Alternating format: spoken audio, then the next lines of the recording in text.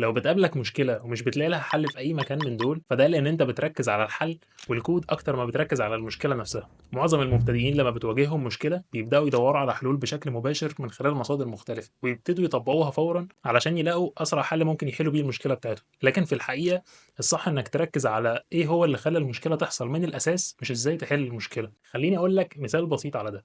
لو الموقع بتاعك بطيء والعملاء بتوعك بيشتكوا، فلو انت مبرمج مبتدئ اعتقد انك هتبتدي تدور ازاي تابجريد السيرفرز بتاعتك، او ازاي ممكن تقلل مساحات الصور الموجوده، او ازاي ممكن اعمل تعديلات في الكود تخلي التحميل يبقى اسرع. لكن كل دي حلول عشوائيه قصاد انك لو محترف هتبتدي تفكر في انه ايه الحاجات اللي خلت المشكله تحصل من الاساس. هل مثلا انا عندي داتابيس كويريز بطيئه، او هل انا عندي مثلا السيرفرات بتاعتي بعيده ففي نتورك ليتنسي عاليه، هل مثلا الكاشنج تكنيك اللي انا بستخدمه مش مناسب مع حجم الترافيك اللي بيتحرك عندي على الموقع.